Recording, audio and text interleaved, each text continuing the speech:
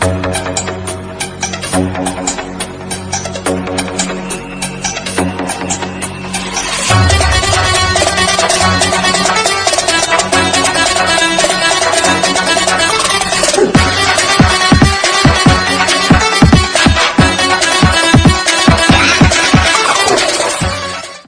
ವೀಕ್ಷಕರೇ, ಎಲ್ರಿಗೂ ನಮಸ್ಕಾರ. ನನ್ನ ಹೆಸರು ಡಾಕ್ಟರ್ ಅಪ್ಪಗೆರೆ ಸೋಮಶೇಖರ್. ಕರ್ನಾಟಕ ಕೇಂದ್ರೀಯ ವಿಶ್ವವಿದ್ಯಾಲಯ ಗುಲ್ಬರ್ಗಾದಲ್ಲಿ ಕನ್ನಡ ವಿಭಾಗದಲ್ಲಿ ಕನ್ನಡ ಪ್ರಾಧ್ಯಾಪಕನಾಗಿ ನಾನು ಕೆಲಸ ಮಾಡ್ತಾಯಿದ್ದೇನೆ. ಬಾಬಾ ಸಾಹೇಬ್ ಅಂಬೇಡ್ಕರ್ ಅವರ 134ನೇ ಜನ್ಮದಿನದ ಸಂದರ್ಭದಲ್ಲಿ ಬಾಬಾ ಸಾಹೇಬ್ ಅಂಬೇಡ್ಕರ್ ಅವರು ಹೇಗೆ ಬುದ್ಧರ ಅನುಯಾಯಿಯಾದರು, ಬುದ್ಧರ ಚಿಂತನೆಗಳನ್ನು ಹೇಗೆ ತಮ್ಮ ಬದುಕು, ವ್ಯಕ್ತಿತ್ವ, ಬರಹಗಳಲ್ಲಿ, ಸಾರ್ವಜನಿಕ ಜೀವನದಲ್ಲಿ ಅದನ್ನು ಅನುಷ್ಠಾನಗೊಳಿಸಿದರು ಅನ್ನುವ ಹಿನ್ನೆಲೆಯಲ್ಲಿ ಕೆಲವು ವಿಚಾರಗಳನ್ನು ನಿಮ್ಮ ಜೊತೆ ಹಂಚಿಕೊಳ್ಳಿಕ್ಕೆ ಇಷ್ಟಪಡ್ತೇನೆ. ಬಾಬಾ ಸಾಹೇಬ್ ಅಂಬೇಡ್ಕರ್ ಅವರು ಮೂಲತಃ ಬೌದ್ಧ ಅನುಯಾಯಿಗಳು. ಈ ವಿಷಯವನ್ನು ನಾವು ಚರ್ಚೆ ಮಾಡೋದಕ್ಕಿಂತ ಪೂರ್ವದಲ್ಲಿ ಬಾಬಾ ಸಾಹೇಬ್ ಅಂಬೇಡ್ಕರ್ ಅವರೇ ಹೇಳಿರ್ತಕ್ಕಂತಹ ಕೆಲವು ಮಹತ್ವದ ಮಾತುಗಳನ್ನು ಮರು ನೆನಪಿಸ್ಕೊಂಡು ಈ ವಿಷಯವನ್ನು ಚರ್ಚೆ ಮಾಡೋದು ಹೆಚ್ಚು ಸೂಕ್ತ ಅಂತ ಅನಿಸುತ್ತೆ. ಆ ಮಾತುಗಳು ಯಾವುದು? ಬಹುಶಃ ತಮ್ಮೆಲ್ಲರಿಗೂ ಗೊತ್ತಿರುವ ಹಾಗೆ, ಇತಿಹಾಸ ಮರೆತವರು ಇತಿಹಾಸವನ್ನು ಸೃಷ್ಟಿಸಲಾರರು ಅನ್ನುವ ಒಂದು ಮಾತು. ಹಾಗೆಯೇ ಯಾವ ಸಮುದಾಯ ತನ್ನ ಪರಂಪರೆ ಮತ್ತು ಚರಿತ್ರೆಯನ್ನು ಮರೆಯುತ್ತದೋ ಆ ಸಮುದಾಯ ತನ್ನೆಲ್ಲ ಹಕ್ಕು ಮತ್ತು ಅಧಿಕಾರವನ್ನು ಕಳೆದುಕೊಳ್ಳುತ್ತದೆ ಅನ್ನುವ ಮಾತನ್ನು ಹೇಳಿದ್ದಾರೆ. ಮತ್ತೊಂದು ಬಹಳ ಮುಖ್ಯವಾದಂಥ ಮಾತು, ಭಾರತ ಸ್ವಾತಂತ್ರ್ಯವಾದರಷ್ಟೇ ಸಾಲದು, ಭಾರತದ ಸಮಸ್ತ ನಾಗರಿಕರು ಕೂಡ ಸಮಾನ ಹಕ್ಕುಳ್ಳವರಾಗಬೇಕು ಅನ್ನುವ ಸಾಮಾಜಿಕ ನ್ಯಾಯದ ಮಾತನ್ನು ಆಡಿದ್ದಾರೆ. ಜೊತೆಗೆ ಯಾವುದೇ ವ್ಯಕ್ತಿ ಅಥವಾ ಸಮುದಾಯ ಸಮಗ್ರವಾಗಿ ಅದು ಅಭಿವೃದ್ಧಿಯನ್ನು ಹೊಂದಬೇಕು ಅನ್ನೋದಾದರೆ ಮೊದಲಿಗೆ ಆ ವ್ಯಕ್ತಿ ಅಥವಾ ಸಮುದಾಯ ಈ ಮಾನಸಿಕ ಗುಲಾಮಗಾರಿಕೆಯಿಂದ ಬಿಡುಗಡೆಗೊಳ್ಳಬೇಕು ಅನ್ನುವ ಮಾತನ್ನು ಹೇಳಿದ್ದಾರೆ. ಯಾಕೆ ಬಾಬಾ ಸಾಹೇಬರ ಈ ಇಷ್ಟು ಮಾತುಗಳನ್ನು ಮರು ನೆನಪಿಸೋದಕ್ಕೆ ಪ್ರಯತ್ನ ಮಾಡ್ತಾ ಇದ್ದೀನಿ ಅಂದರೆ, ಬಾಬಾ ಸಾಹೇಬರ ಈ ಚಿಂತನೆ ಒಳಗಡೆ ಬುದ್ಧರ ಚಿಂತನೆಗಳಿದ್ದಾವೆ, ಬುದ್ಧರ ತತ್ವಗಳಿದ್ದಾವೆ. ಆ ಮಾತುಗಳ ಹಿನ್ನೆಲೆಯಲ್ಲೇ ಬಾಬಾ ಸಾಹೇಬ್ ಅಂಬೇಡ್ಕರ್ ಅವರು ಹೇಗೆ ಬುದ್ಧರ ಅನುಯಾಯಿಗಳಾದರು, ಬೌದ್ಧರಾದರು, ಬುದ್ಧ ಮಾರ್ಗದಲ್ಲಿ ಅವರು ನಡೆದರು, ನಮ್ಮೆಲ್ಲರಿಗೂ ಹೇಗೆ ಆ ಬುದ್ಧ ಮಾರ್ಗವನ್ನು ತೋರಿಸಿಕೊಟ್ರು ಅನ್ನುವಂಥದ್ದನ್ನು ನಾವು ಯೋಚನೆ ಮಾಡಬಹುದಾಗಿದೆ. ಬಾಬಾ ಸಾಹೇಬ್ ಅಂಬೇಡ್ಕರ್ ಅವರದು ಹಲವು ವ್ಯಕ್ತಿತ್ವಗಳ ಒಂದು ಮಹಾನ್ ಚಿಂತನೆಯ ನೆಲೆ ಅದು ಅಂತ. ಹಲವು ವ್ಯಕ್ತಿತ್ವಗಳು ಅವರಲ್ಲಿ ಇದ್ದಾವೆ. ಹಲವು ಜ್ಞಾನ ಶಿಸ್ತುಗಳನ್ನು ಅಧ್ಯಯನ ಮಾಡಿದಂಥವರು, ಹಲವು ಚಿಂತನೆಗಳನ್ನು ಭಾಳ ಗಂಭೀರವಾಗಿ ಅದನ್ನು ವಿಶ್ಲೇಷಣೆಗೆ ಒಳಪಡಿಸ್ತಾ ಅದರ ತಾತ್ವಿಕತೆಗಳನ್ನು ನಮಗೆ ಕಟ್ಟಿಕೊಟ್ಟಂಥವರು. ಅಂತಹ ಹಲವು ವ್ಯಕ್ತಿತ್ವಗಳಲ್ಲಿ ಬಹಳ ಮುಖ್ಯವಾಗಿ ನಾವು ಗ್ರಹಿಸಬೇಕಾಗಿರೋದು ಅಹಿಂಸಾವಾದ ಅಂತ. ಬಾಬಾ ಸಾಹೇಬ್ ಅಂಬೇಡ್ಕರ್ ಅವರು ಬಹಳ ದೊಡ್ಡ ಅಹಿಂಸಾವಾದಿ. ಹೇಗೆ ಅಂದರೆ, ಅವರು ಮೂಲತಃ ಬುದ್ಧರ ಚಿಂತನೆಗಳಿಂದ ಪ್ರಭಾವಿತರಾಗಿದ್ದ ಕಾರಣಕ್ಕಾಗಿ ಅವರು ಬಹಳ ದೊಡ್ಡ ಅಹಿಂಸಾವಾದಿಯಾಗಿ ಉಳಿಲಿಕ್ಕೆ ಸಾಧ್ಯ ಆಯಿತು. ಮಹಾಡ್ ಸತ್ಯಾಗ್ರಹದ ಸಂದರ್ಭದಲ್ಲಿ, ಆ ಚಳುವಳಿಯ ಸಂದರ್ಭದಲ್ಲಿ ಅವ್ರ ಮೇಲೆ ಹಲ್ಲೆ ಆಗುತ್ತೆ. ಅವರ ಅನುಯಾಯಿಗಳ ಮೇಲೆ ಸಂಪ್ರದಾಯವಾದಿಗಳು, ಪಟ್ಟಭದ್ರ ಹಿತಾಸಕ್ತಿಗಳು ಹಲ್ಲೆ ಮಾಡ್ತಾರೆ. ಆಗ ಬಾಬಾ ಸಾಹೇಬ್ ಅಂಬೇಡ್ಕರ್ ಅವರು ಬುದ್ಧರ ಚಿಂತನೆಗಳಿಂದ ಪ್ರಭಾವಿತರಾಗಿದ್ದಂಥ ಅವರು ತಮ್ಮ ಅನುಯಾಯಿಗಳನ್ನು ಸಂಯಮದಿಂದ ವರ್ತಿಸೋದಕ್ಕೆ ಹೇಳ್ತಾರೆ. ಹಿಂಸೆಗೆ ಹಿಂಸೆ ಉತ್ತರ ಆಗಬಾರ್ದು, ಹಿಂಸೆಯನ್ನು ಅಹಿಂಸೆಯಿಂದ ಗೆಲ್ಲಬೇಕು ಅಂತ ಅವರು ಯೋಚನೆ ಮಾಡಿದ್ದು. ಇದು ಬುದ್ಧರ ತತ್ವ, ಇದು ಅಹಿಂಸಾ ತತ್ವ. ಹಾಗಾಗಿ ಆ ಹೊತ್ತಿನಲ್ಲಿ ಸಂಯಮವನ್ನು ಕಳ್ಕೊಂಡಿದ್ದಿದ್ರೆ ಬಾಬಾ ಸಾಹೇಬ್ ಅಂಬೇಡ್ಕರ್ ಅವರು ಬಹಳ ದೊಡ್ಡ ರಕ್ತಪಾತವಾಗ್ತಾ ಇತ್ತು. ಆದರೆ ಬಹಳ ದೊಡ್ಡ ಸಂಯಮಿಯಾಗಿದ್ದ ಬುದ್ಧರ ಅನುಯಾಯಿಗಳಾಗಿದ್ದಂತಹ ಬಾಬಾ ಸಾಹೇಬ್ ಅಂಬೇಡ್ಕರ್ ಅವರು ಅಹಿಂಸಾವಾದಿಯಾಗಿ ನಡ್ಕೊಂಡ ಕಾರಣಕ್ಕಾಗಿ ಆಗುವ ಅನಾಹುತವನ್ನು ಅವತ್ತು ತಪ್ಪಿಸಿದರು. ಇದು ಒಂದು ಉದಾಹರಣೆ ಅವರು ಹೇಗೆ ಅಹಿಂಸಾವಾದಿಯಾಗಿದ್ದರು ಅನ್ನೋದಕ್ಕೆ. ಆಮೇಲೆ ಮತ್ತೊಂದು ಬಹಳ ಮುಖ್ಯವಾದಂಥ ಒಂದು ವ್ಯಾಖ್ಯಾನ ಇದೆ ಬಾಬಾ ಸಾಹೇಬ್ರದ್ದು. ಅದೇನು ಅಂದರೆ, ಈ ಸ್ವಾತಂತ್ರ್ಯವೆಂದರೆ ಯಾವುದು, ಸ್ವಾತಂತ್ರ್ಯವನ್ನು ಹೇಗೆ ನಾವು ನೋಡಬೇಕು ಅನ್ನೋದನ್ನು, ಪ್ರಜಾಪ್ರಭುತ್ವ ಅಥವಾ ಸ್ವಾತಂತ್ರ್ಯವನ್ನು, ಬಹಳ ಮುಖ್ಯವಾಗಿ ಪ್ರಜಾಪ್ರಭುತ್ವವನ್ನು, ಒಂದು ಜನಪ್ರಿಯವಾದಂಥ ವ್ಯಾಖ್ಯಾನ ಇದೆ. ಪ್ರಜೆಗಳಿಂದ ಪ್ರಜೆಗಳಿಗಾಗಿ ಪ್ರಜೆಗಳಿಗೋಸ್ಕರ ಇರುವುದೇ ಪ್ರಜಾಪ್ರಭುತ್ವ ಅನ್ನುವ ಒಂದು ಜನಪ್ರಿಯವಾದಂಥ ವ್ಯಾಖ್ಯಾನ ಇದೆ ನಮ್ಮ ನಡುವೆ. ಆದರೆ ಇದಕ್ಕಿಂತ ಭಿನ್ನವಾದ, ಇದಕ್ಕಿಂತ ಮಹತ್ವವಾದ, ಇವತ್ತಿಗೂ ಮತ್ತು ಮುಂದೆಯೂ ಕೂಡ ಸದಾ ಪ್ರಸ್ತುತವೆನಿಸಬಹುದಾದ, ಜೊತೆಗೆ ಬುದ್ಧರ ಚಿಂತನೆಯ ಸಾರವನ್ನು ಒಳಗೊಂಡಿರ್ತಕ್ಕಂತಹ ಪ್ರಜಾಪ್ರಭುತ್ವದ ವ್ಯಾಖ್ಯಾನವನ್ನು ಬಾಬಾ ಸಾಹೇಬ್ ಅಂಬೇಡ್ಕರ್ ಅವರು ನಮಗೆ ಕೊಟ್ಟಿದ್ದಾರೆ. ಅವರು ಹೇಳ್ತಾರೆ, ಪ್ರಜಾಪ್ರಭುತ್ವವೆಂದರೆ ಒಂದು ಹನಿ ರಕ್ತವನ್ನು ಭೂಮಿಗೆ ಚೆಲ್ಲದಂತೆ ಆಮೂಲಾಗ್ರವಾದ ಬದಲಾವಣೆಯನ್ನು, ಪ್ರಗತಿಯನ್ನು ಸಾಧಿಸಬಹುದಾದ ಒಂದು ವ್ಯವಸ್ಥೆಯೇ ಪ್ರಜಾಪ್ರಭುತ್ವ ಅಂತಾರೆ. ಒಂದು ಹನಿ ರಕ್ತವನ್ನು ಭೂಮಿಗೆ ಚೆಲ್ಲದಂತೆ ಅಂತ. ನೋಡಿ, ಈ ಪ್ರಜಾಪ್ರಭುತ್ವವನ್ನು ಕುರಿತ ಬಾಬಾ ಸಾಹೇಬ್ ಅಂಬೇಡ್ಕರ್ ಅವರ ಈ ವ್ಯಾಖ್ಯಾನದ ಒಳಗಡೆ ಬುದ್ಧರ ಚಿಂತನೆ ಇದೆ. ಬುದ್ಧರ ಅಹಿಂಸಾವಾದದ ತಾತ್ವಿಕತೆಯನ್ನು ನಾವಿಲ್ಲಿ ಗುರುತಿಸಲಿಕ್ಕೆ ಸಾಧ್ಯ ಇದೆ.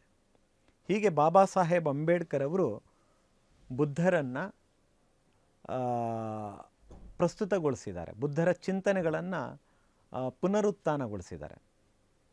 ಹಾಗೆ ನೋಡೋದಾದರೆ, ಬುದ್ಧರನ್ನ ಅಂದರೆ ಬಹುಜನ ಹಿತಾಯ ಬಹುಜನ ಸುಖಾಯ ಲೋಕಾನುಕಂಪಾಯ ಅಂತ ಹೇಳಿದ ಬುದ್ಧರನ್ನು, ಸ್ವರ್ಗ ನರಕಗಳಿಲ್ಲ, ಪುನರ್ಜನ್ಮ ಅನ್ನೋದು ಮೌಢ್ಯ, ಜಾತೀಯತೆ, ಅಸ್ಪೃಶ್ಯತೆ, ಅಸಮಾನತೆ, ಲಿಂಗತಾರತಮ್ಯಗಳನ್ನು ನಾವು ಕಿತ್ತೊಗೆಯಬೇಕು, ಅವುಗಳನ್ನು ನಂಬಬಾರದು, ಆಚರಿಸಬಾರದು ಅಂತ ಹೇಳಿದ ಬುದ್ಧರನ್ನು, ಹಸಿದವನಿಗೆ ಧಮ್ಮ ಬೋಧಿಸಬೇಡ ಅಂತ ಹೇಳಿದ ಬುದ್ಧರನ್ನು, ವೈಜ್ಞಾನಿಕ ತತ್ವವನ್ನು, ನಿಸರ್ಗವಾದಿ ತತ್ವವನ್ನು ಪ್ರತಿಪಾದಿಸಿದ ಬುದ್ಧರನ್ನು, ಮೌಢ್ಯ ಕಂದಾಚಾರಗಳ ವಿರುದ್ಧ ಬಂಡೆದ್ದ ಬುದ್ಧರನ್ನು ಈ ದೇಶದಿಂದ ಹೊರಗಟ್ಟಲಾಯಿತು. ಈ ದೇಶದಿಂದ ಅಂತಹ ಬುದ್ಧರನ್ನು ಮರಳಿ ಈ ದೇಶಕ್ಕೆ ತಂದಿದ್ದು ಬಾಬಾ ಸಾಹೇಬ್ ಅಂಬೇಡ್ಕರ್ ಅವರು ಅನ್ನುವಂಥದ್ದನ್ನು ನಾವು ಗಮನಿಸಬೇಕು. ಹಾಗೆ ನೋಡೋದಾದರೆ, ಈ ದೇಶದಲ್ಲಿ ಬುದ್ಧರನ್ನು, ಬುದ್ಧರ ಚಿಂತನೆಗಳನ್ನು, ಬುದ್ಧರ ತತ್ವಗಳನ್ನು ಪುನರುತ್ಥಾನಗೊಳಿಸಿದ್ದ ಬಹಳ ಮುಖ್ಯವಾದಂಥ ಎರಡು ವ್ಯಕ್ತಿತ್ವಗಳು ಅಂದರೆ ಸಾಮ್ರಾಟ್ ಅಶೋಕ, ಮತ್ತೊಂದು ಬಾಬಾ ಸಾಹೇಬ್ ಅಂಬೇಡ್ಕರ್ ಅವರು ಅಂತ. ಬಾಬಾ ಸಾಹೇಬ್ ಅಂಬೇಡ್ಕರ್ ಅವರು ತಮ್ಮ ಜೀವಿತದ ಕೊನೆಯ ಅವಧಿಯಲ್ಲಿ ಬರೆದ ಬುದ್ಧ ಮತ್ತು ಆತನ ಧಮ್ಮದ ಕೃತಿಯ ಮೂಲಕ, ಹಾಗೆಯೇ 1956 ಅಕ್ಟೋಬರ್ 14ರಂದು ಅವರು ಬೌದ್ಧ ಧಮ್ಮಕ್ಕೆ ಮರಳುವ ಮೂಲಕ, ಹಾಗೆಯೇ ಸಂವಿಧಾನದಲ್ಲಿ ಬುದ್ಧರ ತತ್ವಚಿಂತನೆಗಳನ್ನು ತುಂಬ ಸೂಕ್ಷ್ಮವಾಗಿ ಅಳವಡಿಸುವುದರ ಮೂಲಕ ಬಾಬಾ ಸಾಹೇಬ್ ಅಂಬೇಡ್ಕರ್ ಅವರು ಆಧುನಿಕ ಭಾರತದ ಸಂದರ್ಭದಲ್ಲಿ ಬುದ್ಧರ ಚಿಂತನೆಗಳನ್ನು ಪುನರುತ್ಥಾನಗೊಳಿಸಿದ್ದಾರೆ. ಆ ಕಾರಣಕ್ಕಾಗಿ ಇಡೀ ಭಾರತೀಯರಾದ ನಾವು ಬಾಬಾ ಸಾಹೇಬರಿಗೆ ಋಣಿಗಳಾಗಿರಬೇಕು ಅಂತ. ಇದೇ ಸಂದರ್ಭದಲ್ಲಿ ನಾವು ನೆನಪಿಡಬೇಕಾದಂಥ ಮಾತು ಏನು ಅಂದರೆ, ಬುದ್ಧರನ್ನಾಗಲಿ ಬಾಬಾ ಸಾಹೇಬರನ್ನಾಗಲಿ, ಬಾಬಾ ಸಾಹೇಬರು ಬರೆದ ಭಾರತ ಸಂವಿಧಾನವನ್ನಾಗಲಿ ಮರೆತ ಭಾರತಕ್ಕೆ, ಮರೆತ ಭಾರತೀಯರಿಗೆ ಭವಿಷ್ಯವಿಲ್ಲ ಅನ್ನೋದನ್ನು ನಾವೆಲ್ಲರೂ ಗಂಭೀರವಾಗಿ ಯೋಚನೆ ಮಾಡಬೇಕಾಗಿದೆ. ಹಿಂದೆಂದಿಗಿಂತಲೂ ಇಂದು ಹೆಚ್ಚು ಪ್ರಸ್ತುತ ಅಂತ. ಇತ್ತೀಚಿನ ದಿನಗಳಲ್ಲಿ ಭಾರತದ ಒಳಗಡೆ ಕೋಮುವಾದ, ಜಾತಿವಾದ, ಮತಾಂಧತೆಯ ಸಂಘರ್ಷಗಳು ಹೆಚ್ಚಾಗ್ತಾ ಇದ್ದಾವೆ.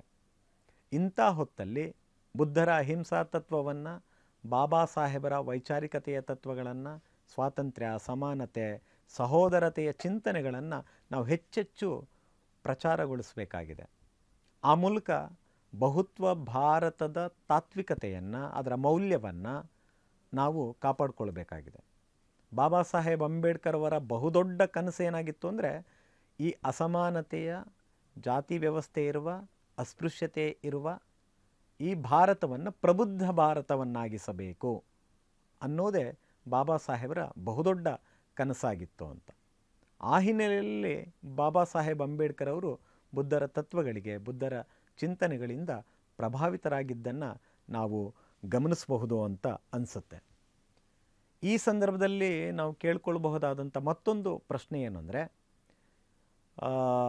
ಅಹಿಂಸಾ ತತ್ವವನ್ನು ಪ್ರತಿಪಾದಿಸಿದ ಬುದ್ಧರಿಂದ, ಜಾತಿ ವಿನಾಶ ಚಳುವಳಿಯನ್ನು ಆರಂಭಿಸಿದ 12ನೇ ಶತಮಾನದ ಬಸವಾದಿ ಶರಣರಿಂದ, ಪ್ರಜಾಪ್ರಭುತ್ವದ ಮೌಲ್ಯಗಳನ್ನು, ಸ್ವಾತಂತ್ರ್ಯ, ಸಮಾನತೆ, ಸಹೋದರತೆಯ ನೆಲೆಗಟ್ಟಿನ ಮೇಲೆ ಸಂವಿಧಾನದ ಮೂಲಕ ರೂಪಿಸಿದ ಬಾಬಾ ಸಾಹೇಬರಿಂದ ಭಾರತೀಯರಾದ ನಾವು ಕಲಿತ ಪಾಠಗಳೇನು ಅನ್ನುವ ಪ್ರಶ್ನೆಯನ್ನು ನಾವೆಲ್ಲರಿಗೂ ಕೇಳ್ಕೋಬೇಕಾಗಿದೆ. ಇದು ಆತ್ಮಾವಲೋಕನದ ಪ್ರಶ್ನೆಗಳಾಗಬೇಕಾಗಿದೆ ಅಂತ.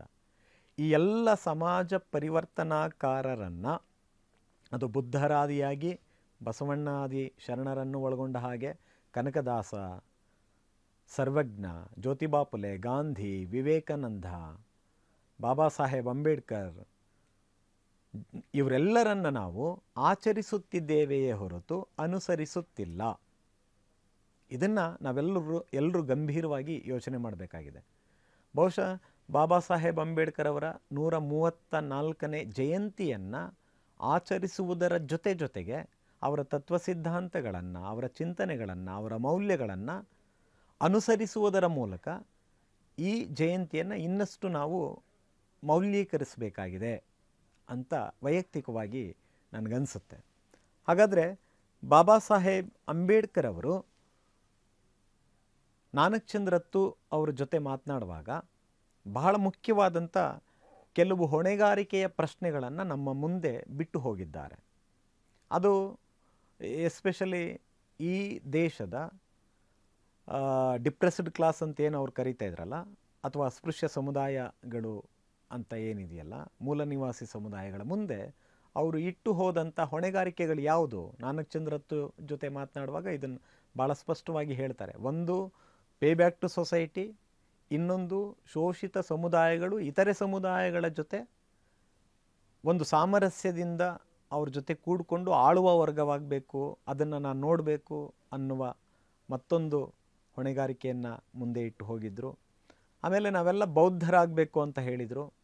ಜೊತೆಗೆ ಈ ದೇಶದ ಅಸ್ಪೃಶ್ಯರು, ನೊಂದವರು, ಬಡವರು, ತುಳಿತಕ್ಕೊಳಪಟ್ಟವರು, ಅವಮಾನಿತರೆಲ್ಲ ಸಂಘಟಿತರಾಗಬೇಕು ಅನ್ನುವ ಈ ಹೊಣೆಗಾರಿಕೆಯ ಮಾತುಗಳನ್ನು ನಮ್ಮ ಮುಂದೆ ಇಟ್ಟು ಹೋಗಿದ್ದಾರೆ.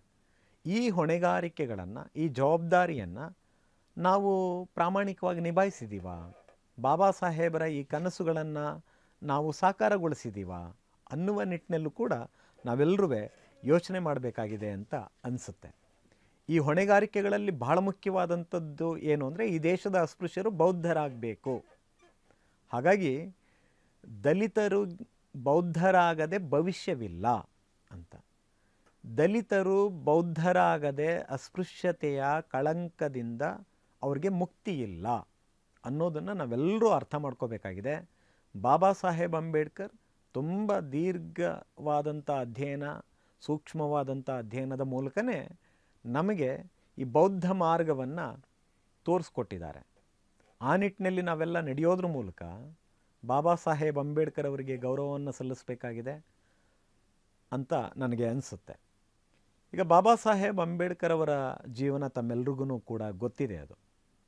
ಆದರೆ ನಾನು ಈ ಸಂದರ್ಭದಲ್ಲಿ ಹೇಗೆ ಬಾಬಾ ಸಾಹೇಬ್ ಅಂಬೇಡ್ಕರ್ ಅವರು ಬುದ್ಧರ ಅನುಯಾಯಿಗಳಾಗಿದ್ದರು, ಬುದ್ಧರ ಚಿಂತನೆಗಳನ್ನು ಹೇಗೆ ಅವರ ಬದುಕಿನಲ್ಲಿ ಅಳವಡಿಸ್ಕೊಂಡಿದ್ರು, ಅವರು ವಿಚಾರಗಳನ್ನು ಕೇವಲ ಬರೆದಿದ್ದು ಮಾತನಾಡಿದ್ದು ಮಾತ್ರವಲ್ಲ, ಅದನ್ನು ಹೇಗೆ ಅನುಷ್ಠಾನಗೊಳಿಸೋ ನಿಟ್ಟಿನಲ್ಲಿ ಅವರು ಪ್ರಾಮಾಣಿಕವಾದ ಪ್ರಯತ್ನಗಳನ್ನು ಮಾಡಿದ್ದಾರೆ ಅನ್ನುವ ಕೆಲವು ವಿಚಾರಗಳನ್ನು ನಿಮಗೆ ನೆನಪು ಮಾಡಲಿಕ್ಕೆ ನಾನು ಇಷ್ಟಪಡ್ತೇನೆ.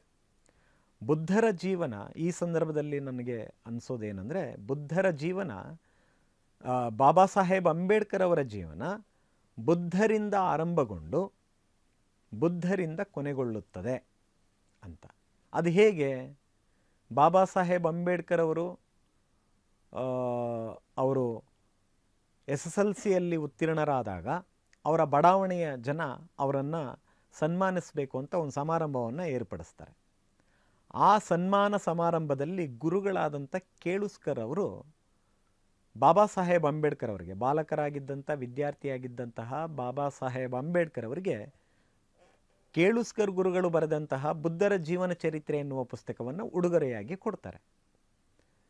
ವಿದ್ಯಾರ್ಥಿಯಾಗಿದ್ದಂಥ ಬಾಬಾ ಸಾಹೇಬ್ ಅಂಬೇಡ್ಕರ್ ಅವರು ಆ ಪುಸ್ತಕವನ್ನು ಓದುವುದರ ಮೂಲಕ ತಮ್ಮ ಬದುಕನ್ನು ಒಂದು ರೀತಿಯಲ್ಲಿ ವೈಚಾರಿಕವಾದಂಥ ಬದುಕನ್ನು, ಚಿಂತನೆಯನ್ನು ಅವರು ಆರಂಭ ಮಾಡ್ತಾರೆ.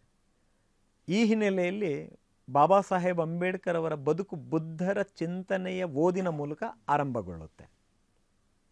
ಹಾಗೆಯೇ ಬಾಬಾ ಸಾಹೇಬ್ ಅಂಬೇಡ್ಕರ್ ಅವರ ಬದುಕು ಕೊನೆಗೊಳ್ಳೋದೇ 1956 ಡಿಸೆಂಬರ್ 5 ರಾತ್ರಿ ಅವರು ತಾವು ತುಂಬ ಇಷ್ಟಪಟ್ಟು ಬರೆದ ಬುದ್ಧ ಮತ್ತು ಆತನ ಧಮ್ಮ ಪುಸ್ತಕಕ್ಕೆ ಮುನ್ನುಡಿ ಬರೆದು ಅದನ್ನು ತಿದ್ದಿ ಇನ್ನೊಮ್ಮೆ ಮರು ಓದಿ ಅದನ್ನು ತಿದ್ದಿ ಮಲಗುವ ಮುನ್ನ ಬುದ್ಧಂ ಶರಣಂ ಗಚ್ಚಾಮಿ, ಧಮ್ಮಂ ಶರಣಂ ಗಚ್ಚಾಮಿ, ಸಂಘಂ ಶರಣಂ ಗಚ್ಚಾಮಿ ಅಂತ ಹೇಳಿ ಮಲಗಿದಂಥವರು. ಹಾಗೆ ಮಲಗಿದ ಬಾಬಾ ಸಾಹೇಬ್ ಅಂಬೇಡ್ಕರ್ ಅವರು ಡಿಸೆಂಬರ್ 6, 1956 ನಮ್ಮನ್ನು ಅಗಲಿದರು. ಈ ಹಿನ್ನೆಲೆಯಲ್ಲಿ ಬಾಬಾ ಸಾಹೇಬರ ಒಟ್ಟು ಬದುಕು ಬುದ್ಧರಿಂದ ಆರಂಭಗೊಳ್ಳುತ್ತೆ, ಬುದ್ಧರ ಚಿಂತನೆಗಳಿಂದ ಕೊನೆಗೊಳ್ಳುತ್ತದೆ. ಬುದ್ಧರಿಂದ ಬುದ್ಧರ ಕಡೆಗಿನ ಪಯಣವೇ ಬಾಬಾ ಸಾಹೇಬ್ ಅಂಬೇಡ್ಕರ್ ಅವರ ಒಟ್ಟು ಬದುಕು ಅಂತ. ಹಾಗೆಯೇ ಸ್ವತಃ ಬಾಬಾ ಸಾಹೇಬ್ ಅಂಬೇಡ್ಕರ್ ಅವರೇ ಹೇಳಿದ್ದು, ನನ್ನ ಗುರುಗಳು ಅಂದರೆ ಒಂದು ಗೌತಮ ಬುದ್ಧರು, ಇನ್ನೊಂದು ಕಬೀರ್, ಮತ್ತೊಂದು ಮಹಾತ್ಮ ಜ್ಯೋತಿಬಾ ಫುಲೆ ಅಂತ ಭಾಳ ಸ್ಪಷ್ಟವಾಗಿ ಬಾಬಾ ಸಾಹೇಬ್ ಅಂಬೇಡ್ಕರ್ ಅವರು ಹೇಳ್ತಾರೆ.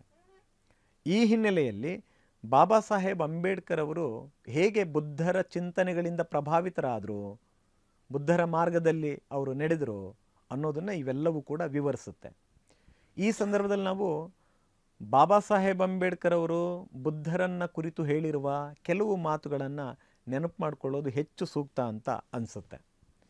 ಬಾಬಾ ಸಾಹೇಬರು ಹೇಳ್ತಾರೆ, ನಮ್ಮ ಹೆಮ್ಮೆಯ ಪ್ರಥಮ ಸಮಾಜ ಸುಧಾರಕರು ಎಂದರೆ ಅದು ಗೌತಮ ಬುದ್ಧ. ಮನುಷ್ಯ ಸಮಾನತೆಯ ಚರಿತ್ರೆಯ ಮೂಲ ಪುರುಷರು ಅವರು. ಯಾವುದೇ ಇತಿಹಾಸವು ಬುದ್ಧನ ಸಾಧನೆಯನ್ನು ಗಮನಿಸಿಯೇ ಮುಂದೆ ಸಾಗಬೇಕಾಗಿದೆ.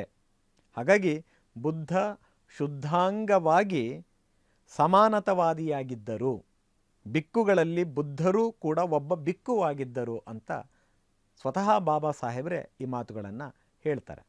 ಹಾಗೆಯೇ ಸರ್ವಾಧಿಕಾರಿಯಾಗಲು ನಿರಾಕರಿಸಿದ ಬುದ್ಧರು ಪ್ರಜಾಪ್ರಭುತ್ವವಾದಿಯಾಗಿ ಹುಟ್ಟಿ ಪ್ರಜಾಪ್ರಭುತ್ವವಾದಿಯಾಗಿ ಕಾಲವಾದರು ಅನ್ನುವ ಮಾತನ್ನು ಬಾಬಾ ಸಾಹೇಬರು ಹೇಳ್ತಾರೆ. ಜೊತೆಗೆ ಬೌದ್ಧ ಧಮ್ಮವು ಒಂದು ಕ್ರಾಂತಿಯಾಗಿತ್ತು. ಅದು ಫ್ರೆಂಚ್ ಮಹಾಕ್ರಾಂತಿಯಂತೆಯೇ ಇರುವ ಒಂದು ಮಹಾಕ್ರಾಂತಿ. ಮೊದಲಿಗೆ ಒಂದು ಧಾರ್ಮಿಕ ಕ್ರಾಂತಿಯ ರೀತಿಯಲ್ಲಿ ಪ್ರಾರಂಭವಾದರೂ ಅದು ಧಾರ್ಮಿಕ ಕ್ರಾಂತಿಯನ್ನು ಮೀರಿ ಬೆಳೆಯೋದಕ್ಕೆ ಶುರುವಾಯಿತು. ಆ ಮೂಲಕ ಅದು ಸಾಮಾಜಿಕ ಹಾಗೂ ರಾಜಕೀಯ ಕ್ರಾಂತಿಯಾಗಿ ಕೂಡ ಮಾರ್ಪಾಟು ಹೊಂದಿತು ಅನ್ನುವ ಮಾತನ್ನು ಕೂಡ ಬಾಬಾ ಸಾಹೇಬರು ಹೇಳ್ತಾರೆ. ಬಾಬಾ ಸಾಹೇಬ್ ಅಂಬೇಡ್ಕರ್ ಅವರು ಹೇಳಿರುವ ಈ ಮಾತುಗಳು ಬುದ್ಧರ ತತ್ವಚಿಂತನೆ, ಅವರ ಆದರ್ಶ ವ್ಯಕ್ತಿತ್ವಗಳನ್ನು ನಮಗೆ ಪ್ರಮಾಣೀಕರಿಸುತ್ತೆ.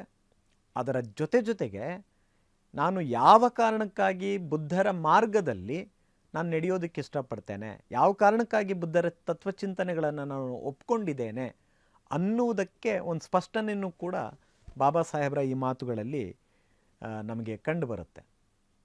ಹಾಗಾಗಿ ಬುದ್ಧರು ಇಡೀ ಜಗತ್ತಿಗೆ ಒಂದು ನಿಸರ್ಗ ತತ್ವವನ್ನು ಬೋಧಿಸಿದ ಬಹಳ ದೊಡ್ಡ ತತ್ವಜ್ಞಾನಿ ಅಂತ.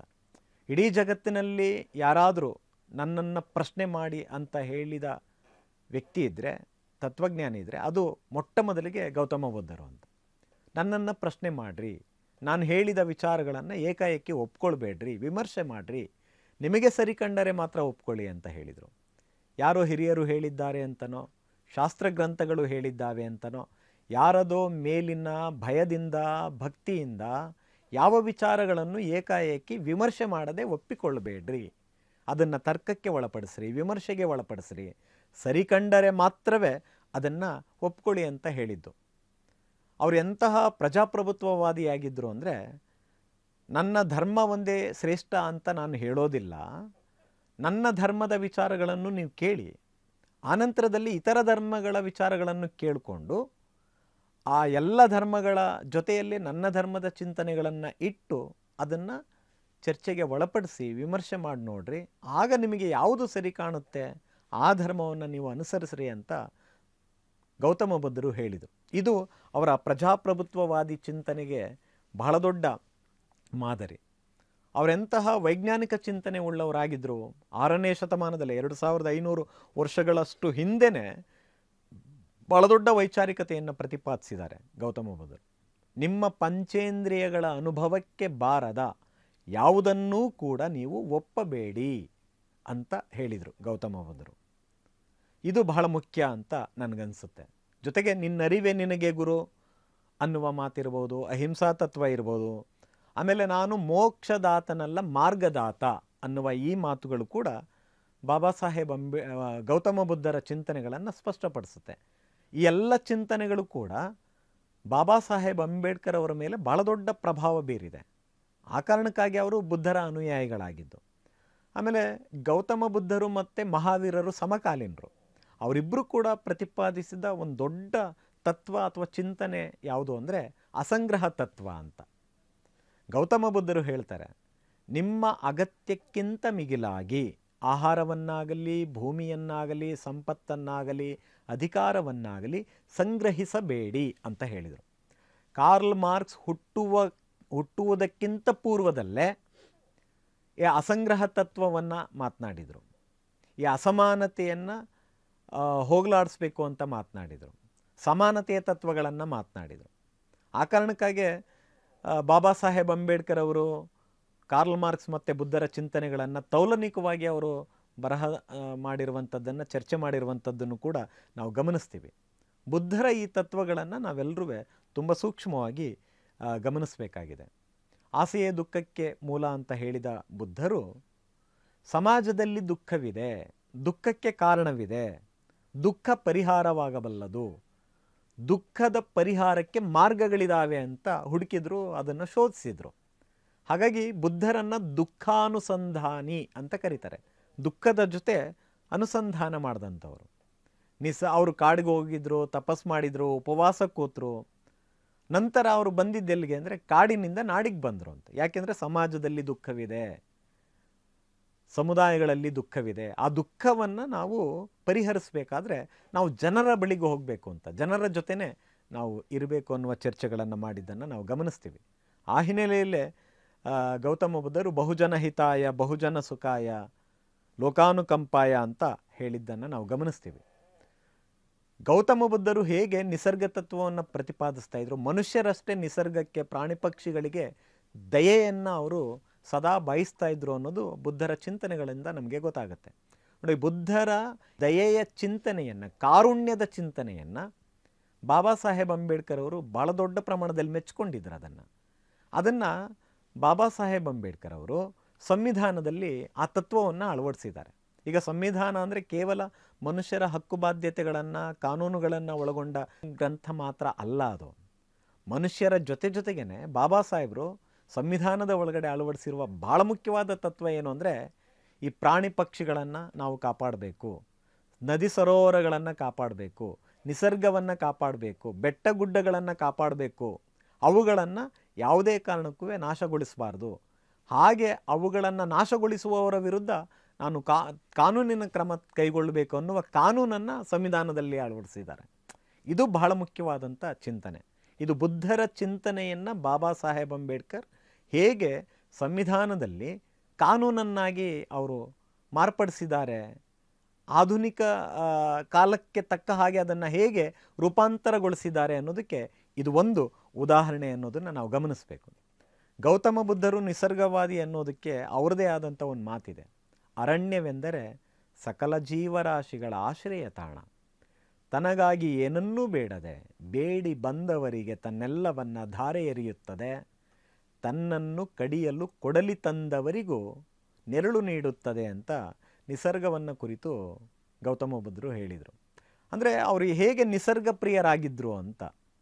ಆ ಹಿನ್ನೆಲೆಯಲ್ಲೇ ಬಾಬಾ ಸಾಹೇಬ್ ಅಂಬೇಡ್ಕರ್ ಅವರು ನಿಸರ್ಗಪರವಾದಂತಹ ಈ ಬಗೆಯ ಕಾನೂನುಗಳನ್ನು ಸಂವಿಧಾನದಲ್ಲಿ ಅವರು ಅಳವಡಿಸಿರುವಂತಹದ್ದನ್ನು ಕೂಡ ನಾವು ಗಮನಿಸ್ತೀವಿ.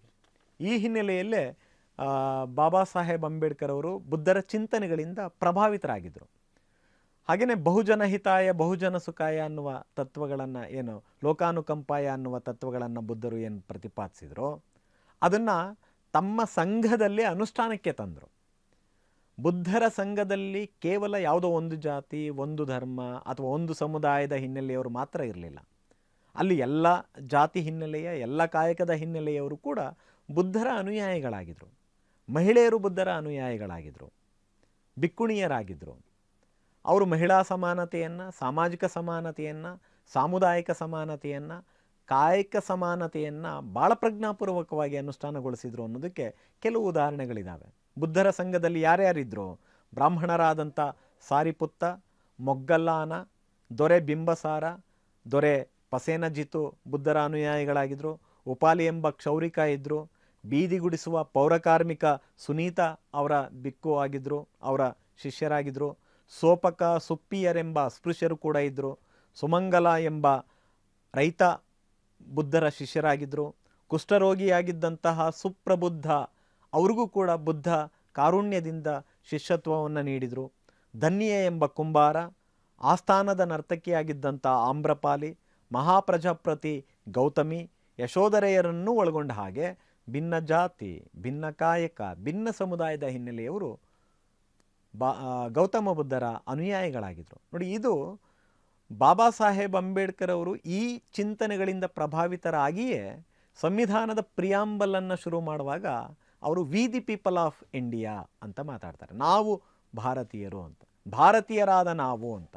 ಬಹುತ್ವ ಭಾರತದ ಪರಿಕಲ್ಪನೆಗಳನ್ನು ಸಂವಿಧಾನದಲ್ಲಿ ಬಾಬಾ ಸಾಹೇಬರು ಅಳವಡಿಸಿದ್ದಾರೆ ಅಂದರೆ ಅದಕ್ಕೆ ಮೂಲ ಪ್ರೇರಣೆ, ಮೂಲ ಕಾರಣ ಗೌತಮ ಬುದ್ಧರ ಸಂಘದಲ್ಲಿ ಅವರು ಅವಕಾಶ ನೀಡಿದಂಥ ಈ ಎಲ್ಲ ಬೇರೆ ಬೇರೆ ಜಾತಿ, ಕಾಯಕ, ಸಮುದಾಯದ ಹಿನ್ನೆಲೆಯವರಿಗೆ ಗೌತಮ ಬುದ್ಧರು ಏನು ಸಂಘದಲ್ಲಿ ಅವಕಾಶಗಳನ್ನು ನೀಡಿದರೋ ಅದೇ ತತ್ವಗಳನ್ನು ಬಾಬಾ ಸಾಹೇಬರು ಅದನ್ನು ಸಂವಿಧಾನದಲ್ಲಿ ಅಳವಡಿಸ್ತಾ ಪ್ರಿಯಾಂಬಲಲ್ಲೇ ಅವ್ರು ಹೇಳೋದು V the people of India ಅಂತ. ಆ ಕಾರಣಕ್ಕಾಗಿ ಬಾಬಾ ಸಾಹೇಬ್ ಅಂಬೇಡ್ಕರ್ ಸಂವಿಧಾನದಲ್ಲಿ ಭಾರತದ ಯಾವುದೇ ಜಾತಿ, ಯಾವುದೇ ಧರ್ಮ, ಯಾವುದೇ ಸಮುದಾಯಕ್ಕೂ ವಂಚನೆ ಎಸಗಿಲ್ಲ ಅನ್ನೋದು ನಮಗೆ ಭಾಳ ಸ್ಪಷ್ಟವಾಗಿ ಅರ್ಥ ಆಗುತ್ತೆ. ಕಳೆದ 75 ವರ್ಷಗಳಲ್ಲಿ ಸಂವಿಧಾನ ಯಾಕೆ ಉಳ್ಕೊಂಡಿದೆ ಅಂದರೆ ಬಿಕಾಸ್ ಆಫ್ ಅದರ ವ್ಯಾಲ್ಯೂ ಕಾರಣಕ್ಕೆ, ಅದರ ಮೌಲ್ಯದ ಕಾರಣಕ್ಕಾಗಿ ಅಂತ. ಇಲ್ಲದೆ ಹೋಗಿದ್ದಿದ್ರೆ ಈ ಸಂವಿಧಾನ ಯಾವತ್ತೋ ಅದನ್ನು ನಾವು ಕಳ್ಕೊಳ್ತಾ ಇದ್ವೇನೋ ಅಂತ ಅನಿಸುತ್ತೆ.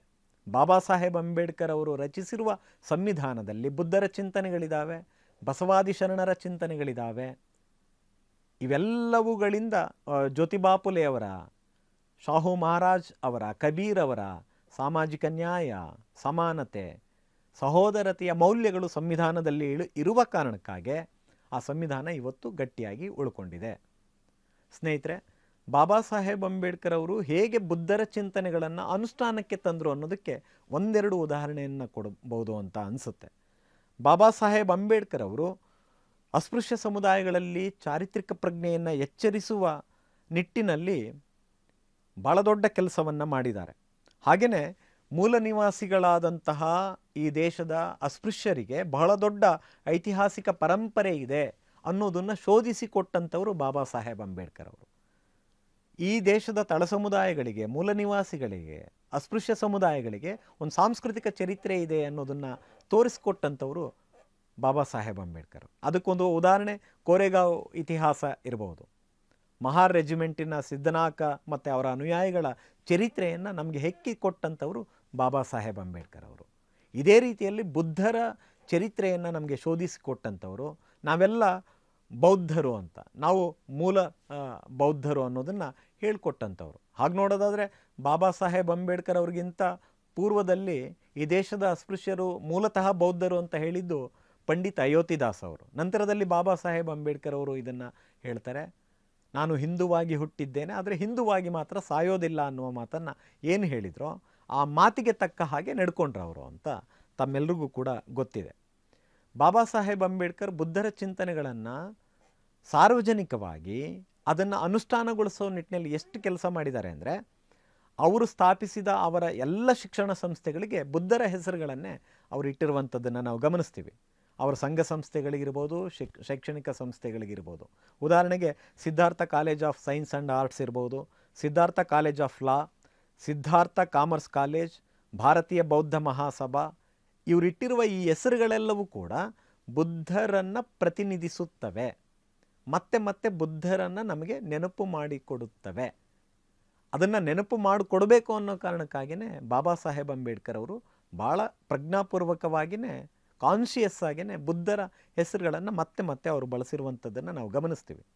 ಹಾಗೆಯೇ 1956 ಅಕ್ಟೋಬರ್ 14ನೇ ತಾರೀಕು ಬಾಬಾ ಸಾಹೇಬ್ ಅಂಬೇಡ್ಕರ್ ಅವರು ಲಕ್ಷಾಂತರ ಜನ ಅನುಯಾಯಿಗಳ ಒಂದಿಗೆ ಅವರು ಬೌದ್ಧ ಧಮ್ಮವನ್ನು ಸ್ವೀಕರಿಸಿದರು.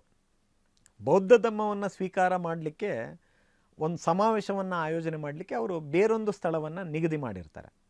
ಆ ನಂತರದಲ್ಲಿ ಅದನ್ನು ಅವರು ಆ ಸ್ಥಳವನ್ನು ಬದಲಾಯಿಸಿ ನಾಗಪುರವನ್ನು ಬೌದ್ಧ ಧಮ್ಮ ಸ್ವೀಕಾರ ಸಮಾವೇಶದ ವೇದಿಕೆಯನ್ನಾಗಿ ಮಾಡ್ಕೋಬೇಕು, ನಾಗಪುರದಲ್ಲಿ ಅದನ್ನು ಆಯೋಜನೆ ಮಾಡಬೇಕು ಅಂತ ತೀರ್ಮಾನ ಮಾಡ್ತಾರೆ.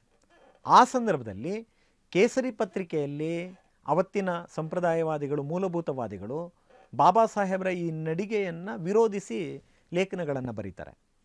ಬಾಬಾ ಸಾಹೇಬರು ಅನಾವಶ್ಯಕವಾಗಿ ನಮ್ಮ RSS ಪ್ರಧಾನ ಕಚೇರಿ ಇರತಕ್ಕಂಥ ನಾಗಪುರದಲ್ಲಿ ಅವರು ಬೌದ್ಧ ಸಮಾವೇಶ ಮಾಡೋದ್ರ ಮೂಲಕ ನಮಗೆ ಸುಮ್ಮನೆ ಅನಾವಶ್ಯಕವಾಗಿ ತೊಂದರೆ ಕೊಡ್ತಾ ಇದ್ದಾರೆ, ಇದು ಸರಿಯಾದ ಕ್ರಮ ಅಲ್ಲ ಅಂತ ಕೇಸರಿ ಪತ್ರಿಕೆಯಲ್ಲಿ ಬರವಣಿಗೆಗಳನ್ನು ಮಾಡ್ತಾರೆ. ಬಾಬಾ ಸಾಹೇಬ್ ಅಂಬೇಡ್ಕರ್ ಅವರು ಅಕ್ಟೋಬರ್ 14ನೇ ತಾರೀಕು ಬೌದ್ಧ ಧಮ್ಮವನ್ನು ಸ್ವೀಕರಿಸಿ ಅಕ್ಟೋಬರ್ 15ನೇ ತಾರೀಕು ಒಂದು ಐತಿಹಾಸಿಕವಾದ ಭಾಷಣವನ್ನು ಮಾಡಿದ್ದಾರೆ. ಅದು ಬಹುಶಃ ಬಾಬಾ ಸಾಹೇಬರು ಮಾಡಿದ ಕೊನೆಯ ಸಾರ್ವಜನಿಕ ಭಾಷಣ ಅಂತ ಅನಿಸುತ್ತೆ. ಬಹುಶಃ ಈ ಭಾಷಣವನ್ನು ನಮ್ಮ ಹಾಸನದ ಕನ್ನಡ ಪ್ರಾಧ್ಯಾಪಕರಾದಂಥ ಪ್ರೊಫೆಸರ್ ದೇವರಾಜ್ ಅವರು ಕನ್ನಡಕ್ಕೆ ಅನುವಾದ ಮಾಡಿದ್ದಾರೆ. ತುಂಬ ಜನ ಬೇರೆ ಬೇರೆಯವರು ಕೂಡ ಅದನ್ನು ಕನ್ನಡಕ್ಕೆ ಅನುವಾದ ಮಾಡಿದ್ದಾರೆ. ಆ ಭಾಷಣದಲ್ಲಿ ಬಾಬಾ ಸಾಹೇಬ್ ಅಂಬೇಡ್ಕರ್ ಅವರು ಕೇಸರಿ ಪತ್ರಿಕೆ ಮೂಲಕ ಏನು ಸಂಪ್ರದಾಯವಾದಿಗಳು ಇವರನ್ನು ಟೀಕೆ ಮಾಡಿದರೋ ಅದಕ್ಕೆ ಭಾಳ ಸ್ಪಷ್ಟವಾಗಿ ಉತ್ತರ ನೀಡ್ತಾರೆ. ಆ ಭಾಷಣದಲ್ಲಿ ನಾಗಪುರವನ್ನು ಬೌದ್ಧ ಧಮ್ಮ ಸ್ವೀಕಾರಕ್ಕಾಗಿ ನಾನು ಯಾಕೆ ಆಯ್ಕೆ ಮಾಡಿಕೊಂಡೆ ಅಂದರೆ, ನಾಗಪುರ ನನ್ನ ಪೂರ್ವಿಕರ ನೆಲ, ನಮ್ಮ ಮೂಲ ನಿವಾಸಿಗಳ ನೆಲ. ನಮ್ಮ ಮೂಲ ನಿವಾಸಿಗಳು ನಾಗರಿಕತೆಯನ್ನು ಕಟ್ಟಿ ಬದುಕಿದ ನೆಲ. ಅದು ಚರಿತ್ರೆಯಲ್ಲಿ ಮರೆತು ಹೋಗಿದೆ, ಚರಿತ್ರೆಯಿಂದ ಅದನ್ನು ಅಳಿಸಲಾಗಿದೆ. ಮೂಲ ನಿವಾಸಿಗಳಿಗೆ ಆ ಚಾರಿತ್ರಿಕವಾದಂತಹ ಅರಿವನ್ನು ಮರೆತು ಹೋಗುವ ಹಾಗೆ ಮಾಡಲಾಗಿದೆ. ಅಂತಹ ಮರೆತು ಹೋಗಿರುವ ನಮ್ಮ ಪೂರ್ವಿಕರ ಚರಿತ್ರೆಯನ್ನು ನನ್ನ ಸಮುದಾಯಕ್ಕೆ ಮರು ನೆನಪಿಸುವ ಕಾರಣಕ್ಕಾಗಿ ನಾನು ಬೌದ್ಧ ಧಮ್ಮ ಸ್ವೀಕಾರದ ಸಮಾವೇಶವನ್ನು ನಾಗಪುರದಲ್ಲಿ ಆಯೋಜನೆ ಮಾಡಿದ್ದೀನಿ ಅಂತ ಹೇಳ್ತಾರೆ. ಈಗ ನಾಗಪುರ ಅನ್ನುವ ಹೆಸರು ಹೇಗೆ ಬಂತು ಅಂದರೆ, ಅಲ್ಲಿ ನಾಗ್ ಅನ್ನುವ ನದಿ ಹರಿತಾಯಿತು. ಆ ನಾಗ್ ನದಿಯ ದಂಡೆಯ ಮೇಲೆ ನಮ್ಮ ಪೂರ್ವಿಕರಾದಂಥ ನಾಗ ಜನಾಂಗ ನಾಗರಿಕತೆಯನ್ನು ಕಟ್ಟಿ ಅವರು ಬದುಕ್ತಾಯಿದ್ರು. ಆ ಕಾರಣಕ್ಕಾಗಿ ಆ ನೆಲಕ್ಕೆ ನಾಗಪುರ, ನಾಗ ಜನಾಂಗ ನಾಗರಿಕತೆಯನ್ನು ಕಟ್ಟಿ ಬದುಕುತ್ತಿದ್ದ ಕಾರಣಕ್ಕಾಗಿ ಅದನ್ನು ನಾಗಪುರ, ನಾಗರಪುರ, ನಾಗ ಜನಾಂಗಗಳ ಪುರ ಅನ್ನುವ ಹೆಸರು ಬಂದಿದೆ ಅನ್ನೋದನ್ನು ಭಾಳ ಸ್ಪಷ್ಟವಾಗಿ ಹೇಳ್ತಾರೆ. ಮತ್ತು ಈ ನಾಗ ಜನಾಂಗವನ್ನು ಮನುವಾದಿಗಳು ನಾಶ ಮಾಡುವ ತೀರ್ಮಾನವನ್ನು ತೆಗೆದುಕೊಂಡಾಗ ಆ ನಾಗ ಜನಾಂಗದಲ್ಲಿ ಒಬ್ಬ ನಾಗನನ್ನು ಉಳಿಸಿದ ವ್ಯಕ್ತಿ ಯಾರು ಅಂದರೆ ಅಗತ್ಯ ಮುನಿ ಅನ್ನುವ ಮಾತನ್ನು ಕೂಡ ಬಾಬಾ ಸಾಹೇಬರು ನೆನಪು ಮಾಡ್ತಾರೆ. ಹಾಗಾಗಿ ನಮ್ಮ ಪೂರ್ವಿಕರಾದಂಥ ನಾಗ ಜನಾಂಗದ ಮುಂದುವರಿದ ತಲೆಮಾರುಗಳೇ ನಾವಾಗಿದ್ದೇವೆ. ನಮ್ಮ ಪೂರ್ವಿಕನನ್ನು ಉಳಿಸಿದ ಆ ಅಗತ್ಯ ಮುನಿಯನ್ನು ನಾವೆಲ್ಲ ಕೃತಜ್ಞತೆಯಿಂದ ನೆನಪು ಮಾಡಿಕೊಳ್ಬೇಕು ಅಂತ ಬಾಬಾ ಸಾಹೇಬರು ಹೇಳ್ತಾರೆ. ಈ ಕಾರಣಕ್ಕಾಗಿ ನಾನು ನಾಗಪುರವನ್ನು ಬೌದ್ಧ ಧಮ್ಮ ಸ್ವೀಕಾರಕ್ಕಾಗಿ ನಾನು ಆಯ್ಕೆ ಮಾಡಿಕೊಂಡಿದ್ದೇನೆ ಎನ್ನುವ ಮಾತನ್ನು ಭಾಳ ಸ್ಪಷ್ಟವಾಗಿ ಉತ್ತರವಾಗಿ ನೀಡ್ತಾರೆ. ಹೀಗೇ ಜ್ಞಾನೋದಯದ ಮೂಲಕ ಗೌತಮ ಬುದ್ಧರು ತಾವು ಪಡೆದ ಜ್ಞಾನವನ್ನು ಪ್ರಥಮವಾಗಿ ತಮ್ಮ 5 ಜನ ಶಿಷ್ಯರಿಗೆ ಬೋಧನೆ ಮಾಡ್ತಾರೆ. ಎಲ್ಲಿ ಅವರು ಬೋಧನೆ ಮಾಡಿದ್ದು ಅಂದರೆ ಸಾರನಾಥದಲ್ಲಿ, ಸಾರಂಗನಾಥ ಅಂತ ಕರೀತಾರೆ. ಬುದ್ಧರು ತಮ್ಮ ಶಿಷ್ಯರಿಗೆ ಜ್ಞಾನವನ್ನು ಬೋಧಿಸಿದಂತಹ ಈ ದಿನವನ್ನು ನಾವೇನಂತ ಕರಿತೀವಿ ಅಂದರೆ ಧಮ್ಮಚಕ್ಕ ಪವತ್ತನ ದಿನ ಅಂತ ಕರಿತೀವಿ. ಕಳಿಂಗ ಯುದ್ಧದ ನಂತರದಲ್ಲಿ ಬೌದ್ಧ ಧಮ್ಮವನ್ನು ಸ್ವೀಕರಿಸಿದಂತಹ ಸಾಮ್ರಾಟ್ ಅಶೋಕರು ಇದೇ ಸಾರನಾಥಕ್ಕೆ ಬೌದ್ಧ ಭಿಕ್ಕುಗಳನ್ನು ಆಹ್ವಾನಿಸಿ ಸುಮಾರು 3 ದಿನಗಳ ಕಾಲ ಅವರು ಬೌದ್ಧ ಮಹಾಸಮಾವೇಶವನ್ನು ಆಯೋಜನೆ ಮಾಡ್ತಾರೆ. ಸಾಮ್ರಾಟ್ ಅಶೋಕ ನೋಡಿ, ಅವರು ಬುದ್ಧರ ಚಿಂತನೆಗಳನ್ನು, ಬೌದ್ಧ ಧಮ್ಮವನ್ನು ಪುನರುತ್ಥಾನಗೊಳಿಸಿದ್ರು. ಆ ಮೂಲಕ ಜ್ಞಾನೋದಯದ ನಂತರ ಬುದ್ಧರು ಮಾಡಿದಂತಹ ಪ್ರಥಮ ಬೋಧನೆ ಹಾಗೂ ಸಾಮ್ರಾಟ್ ಅಶೋಕ ತಾವು ಆಯೋಜಿಸಿದಂಥ ಬೌದ್ಧ ಮಹಾಸಭಾದ ನೆನಪಿನ ಅರ್ಥ ಏನು ಮಾಡ್ತಾರೆ, ಸಾಮ್ರಾಟ್ ಅಶೋಕರು ಬೌದ್ಧ ಧಮ್ಮ ಸ್ತಂಭವನ್ನು ಅಲ್ಲಿ ಸ್ಥಾಪನೆ ಮಾಡ್ತಾರೆ. ಸಾಮ್ರಾಟ್ ಅಶೋಕ ನಿರ್ಮಿಸಿದ ಕಾರಣದಿಂದಾಗಿ ಆ ಬೌದ್ಧ ಧಮ್ಮ ಸ್ತಂಭ ಮುಂದಿನ ದಿನಗಳಲ್ಲಿ ಸಾರನಾಥ ಅಶೋಕ ಸ್ತಂಭ ಅಂತ ಹೆಸರಾಗುತ್ತೆ. ಆ ಅಶೋಕ ಸ್ತಂಭ ಏನು ಅಂದರೆ 4 ದಿಕ್ಕುಗಳಿಗೂ ಮುಖ ಮಾಡಿರುವಂತಹ ಸಿಂಹ ಇರತಕ್ಕಂತಹ ಸ್ತಂಭ. ಅದು ನಡುವೆ ಅಶೋಕ ಚಕ್ರ ಇದೆ. ಅದನ್ನು ಸಾರನಾಥ ಅಶೋಕ ಸ್ತಂಭ ಅಂತಲೂ ಕೂಡ ಕರೀತಾರೆ. ಬಾಬಾ ಸಾಹೇಬ್ ಅಂಬೇಡ್ಕರ್ ಅವರು ಈ ಸ್ತಂಭವನ್ನು ನಮ್ಮ ರಾಷ್ಟ್ರೀಯ ಚಿಹ್ನೆಯನ್ನಾಗಿ ಮಾಡ್ತಾರೆ. ನೋಡಿ, ಇಲ್ಲಿ ಆ ಮೂಲಕ ಬುದ್ಧರ ಚಿಂತನೆಗಳನ್ನು ಜೀವಂತಗೊಳಿಸುವ, ಮುಂದಿನ ತಲೆಮಾರಿಗೆ ಅದನ್ನು ನೆನಪಾಗಿಸುವ, ಶಾಶ್ವತಗೊಳಿಸುವ ಕೆಲಸವನ್ನು ಬಾಬಾ ಸಾಹೇಬರು ಮಾಡಿರೋದನ್ನು ನಾವು ಗಮನಿಸ್ತೀವಿ. ಅಶೋಕ ಸ್ತಂಭದಲ್ಲಿನ ಅಶೋಕ ಚಕ್ರವನ್ನು ಬಾಬಾ ಸಾಹೇಬರು ತಾವು ಸ್ಥಾಪನೆ ಮಾಡಿದಂತಹ ಪೀಪಲ್ಸ್ ಎಜುಕೇಷನ್ ಸೊಸೈಟಿಯ ಲಾಂಛನವನ್ನಾಗಿ ಬಳಸ್ತಾರೆ. ಹಾಗೆಯೇ ಆ ಲಾಂಛನದ ಆ ಅಶೋಕ ಚಕ್ರದ ಕೆಳಗಡೆ, ಧಮ್ಮಚಕ್ರದ ಕೆಳಗಡೆ ಬುದ್ಧ ಗುರುಗಳು ಹೇಳಿದಂಥ ಪ್ರಜ್ಞಾ ಮತ್ತು ಕರುಣ ಅನ್ನುವ ಪದವನ್ನು ಅವರು ಘೋಷವಾಕ್ಯವಾಗಿ ಬಳಸ್ತಾರೆ ಬಾಬಾ ಸಾಹೇಬ್ ಅಂಬೇಡ್ಕರ್ ಅವರು. ಹೀಗೆ ಪೀಪಲ್ಸ್ ಎಜುಕೇಷನ್ ಸೊಸೈಟಿಯ ಲಾಂಛನವಾಗಿ ಅದು ಬಳಕೆಯಾಗಿರುವುದನ್ನು, ಬಾಬಾ ಸಾಹೇಬರು ಪ್ರಜ್ಞಾಪೂರ್ವಕವಾಗಿ ಅದನ್ನು ಅಳವಡಿಸಿರೋದನ್ನು ನಾವು ಗಮನಿಸ್ತೀವಿ. ಹಾಗೆಯೇ ಪ್ರಸ್ತುತದಲ್ಲಿ ರಾಷ್ಟ್ರಪತಿ ಭವನದಲ್ಲಿರ್ತಕ್ಕಂತಹ ಕೇಂದ್ರ ಸಚಿವರು ಪ್ರಮಾಣ ವಚನ ಸ್ವೀಕರಿಸುವಂಥ ಏನು ಸಭಾಂಗಣ ಇದೆ, ಆ ಸಭಾಂಗಣಕ್ಕೆ ಅಶೋಕ ಹಾಲ್ ಅಂತ ನಾಮಕರಣ ಮಾಡಲಾಗತ್ತೆ. ಸಾಮ್ರಾಟ್ ಅಶೋಕರನ್ನು ಕೂಡ, ಅವರ ಹೆಸರನ್ನು ಕೂಡ ಶಾಶ್ವತಗೊಳಿಸ್ತಕ್ಕಂಥ ಒಂದು ಉದ್ದೇಶ ಬಾಬಾ ಸಾಹೇಬ್ರಿಗಿತ್ತು ಅನ್ನೋದು ಅದರಿಂದ ನಮಗೆ ಸ್ಪಷ್ಟ ಆಗುತ್ತೆ. ಜೊತೆಗೆ ನಮ್ಮ ರಾಷ್ಟ್ರಧ್ವಜದಲ್ಲಿ ಅಶೋಕ ಚಕ್ರವನ್ನು ಅಳವಡಿಸಿರುವಂಥದ್ದನ್ನು, ಚಕ್ರವನ್ನು ಅಳವಡಿಸಿರುವುದನ್ನು ನಾವಲ್ಲಿ ಗಮನಿಸ್ತೀವಿ. ಈ ಎಲ್ಲ ಕ್ರಿಯೆಗಳ ಮೂಲಕ ಬಾಬಾ ಸಾಹೇಬ್ ಅಂಬೇಡ್ಕರ್ ಅವರು ಪ್ರಜ್ಞಾಪೂರ್ವಕವಾಗಿ ಬುದ್ಧರ ತತ್ವಗಳನ್ನು, ಬುದ್ಧರ ಚಿಂತನೆಗಳನ್ನು, ಬುದ್ಧರ ಕುರುಹುಗಳನ್ನು, ಚಿಹ್ನೆಗಳನ್ನು ದಾಖಲಿಸುವ ಮೂಲಕ ಮುಂದಿನ ತಲೆಮಾರಿಗೆ ಮತ್ತೆ ಮತ್ತೆ ಬುದ್ಧರನ್ನು ನೆನಪು ಮಾಡಿಕೊಡುವ ಪ್ರಯತ್ನವನ್ನು ಅವ್ರು ಮಾಡಿರೋದನ್ನು ನಾವು ಗಮನಿಸ್ತೀವಿ. ಹಾಗೆಯೇ ಈಗ ರಾಜಗೃಹ ಅಂತ ಅವರು ಬಾಂಬೆಯ, ಮುಂಬೈನ ದಾದರ್ನಲ್ಲಿ ತಾವು ಕಟ್ಟಿದ ಮನೆಗೆ ರಾಜಗೃಹ ಅಂತ ಹೆಸರಿಡ್ತಾರೆ. ಹಾಗಾದರೆ ಈ ರಾಜಗೃಹ ಯಾವುದು? ಇದಕ್ಕೊಂದು ಐತಿಹಾಸಿಕವಾದ ಹಿನ್ನೆಲೆ ಇದೆ. ಬುದ್ಧರ ಅನುಯಾಯಿಯಾಗಿದ್ದಂತಹ ರಾಜ ಬಿಂಬಸಾರ ತನ್ನ ರಾಜಧಾನಿಯಾದಂಥ ರಾಜಗೃಹದಲ್ಲಿ ಬುದ್ಧರ ತತ್ವಗಳಿಂದ ಪ್ರಭಾವಿತನಾದಂಥ ಆತ ಬುದ್ಧರು ನೆಲೆಸಲಿಕ್ಕೆ ಅವಕಾಶ ಮಾಡಿಕೊಡ್ತಾರೆ. ಅಲ್ಲೊಂದು ವಿಹಾರವನ್ನು ಕಟ್ಟಿ ರಾಜಗೃಹದಲ್ಲಿ, ತನ್ನ ರಾಜಧಾನಿಯಾದ ರಾಜಗೃಹದಲ್ಲಿ ಬುದ್ಧರು ಉಳಿದುಕೊಳ್ಳುವುದಕ್ಕಾಗಿ ವಿಹಾರ ಕಟ್ತಾರೆ. ಯಾರು? ರಾಜ ಬಿಂಬಸಾರ. ಹಾಗೆಯೇ ಮೊಟ್ಟ ಮೊದಲ ಐತಿಹಾಸಿಕ ಬೌದ್ಧ ಸಮಾವೇಶ ನಡೆದದ್ದು ಕೂಡ ಇದೇ ರಾಜಗೃಹದಲ್ಲಿ. ಈ ಚಾರಿತ್ರಿಕ ಮಹತ್ವದ ಅರಿವಿದ್ದಂತಹ ಬಾಬಾ ಸಾಹೇಬ್ ಅಂಬೇಡ್ಕರ್ ಅವರು ಮುಂಬೈನ ದಾದರ್ನಲ್ಲಿ ಕಟ್ಟಿದ ತಮ್ಮ ಮನೆಗೆ ರಾಜಗೃಹ ಅನ್ನುವ ಹೆಸರನ್ನು ಇಡ್ತಾರೆ. ಇದು ಬಹಳ ಮುಖ್ಯವಾಗಿ ನಾವು ಗಮನಿಸಬೇಕು. ಮತ್ತು ಇನ್ನೊಂದು ಏನಂದರೆ, ಬಾಬಾ ಸಾಹೇಬ್ ಅಂಬೇಡ್ಕರ್ ಅವರು 1950 ಜೂನ್ ಸಂದರ್ಭದಲ್ಲಿ ಅವರು ಮಹಾರಾಷ್ಟ್ರದ ಔರಂಗಾಬಾದ್ನಲ್ಲಿ ಪೀಪಲ್ಸ್ ಎಜುಕೇಷನ್ ಸೊಸೈಟಿಯ ವತಿಯಿಂದ ಒಂದು ಕಾಲೇಜನ್ನು ಸ್ಥಾಪನೆ ಮಾಡ್ತಾರೆ. ಆ ಕಾಲೇಜ್ಗೆ ಅವರು ಮಿಲಿಂದ್ ಕಾಲೇಜ್ ಅಂತ ಹೆಸರಿಡ್ತಾರೆ. ಆ ಕಾಲೇಜಿನ ಉದ್ಯಾನವನಕ್ಕೆ ನಾಗಸೇನ ಉದ್ಯಾನವನ ಅಂತ ಹೆಸರಿಡ್ತಾರೆ. ಯಾಕೆ ಈ ಹೆಸರುಗಳನ್ನು ಆಯ್ಕೆ ಮಾಡಿಕೊಡ್ತಾರೆ?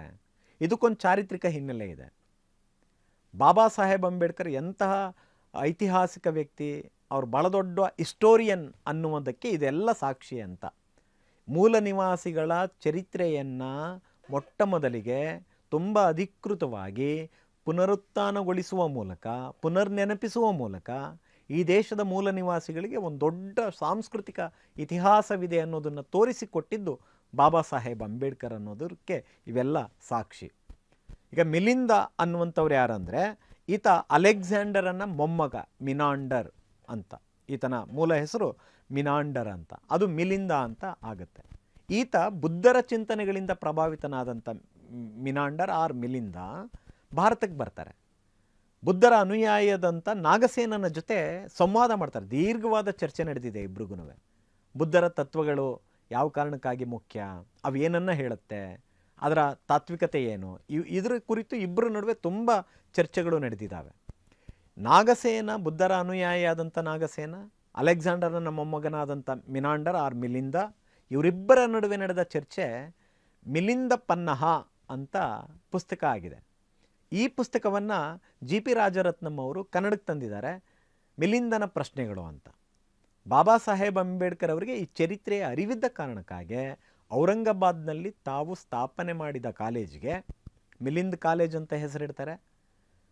ಯಾವ ಮಿನಾಂಡರ್ ಅಥವಾ ಮಿಲಿಂದ್ ನಾಗಸೇನರ ಜೊತೆ ಚರ್ಚೆ ಮಾಡಿದರೋ ಆ ನಾಗಸೇನರ ಹೆಸರನ್ನು ಶಾಶ್ವತಗೊಳಿಸೋ ಕಾರಣಕ್ಕಾಗಿ ಅದೇ ಕಾಲೇಜಿನ ಉದ್ಯಾನವನಕ್ಕೆ ನಾಗಸೇನ ಉದ್ಯಾನವನ ಅಂತ ಹೆಸರಿಡ್ತಾರೆ.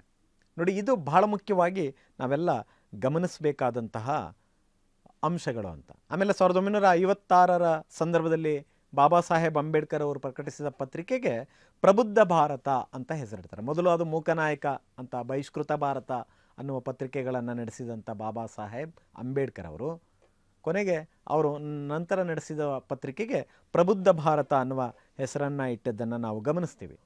ಸ್ವಾತಂತ್ರ್ಯ, ಸಮಾನತೆ, ಸಹೋದರತೆ ಎನ್ನುವ ತತ್ವಗಳು ಫ್ರೆಂಚ್ ಕ್ರಾಂತಿಯಿಂದ ಪಡೆದದ್ದಲ್ಲ.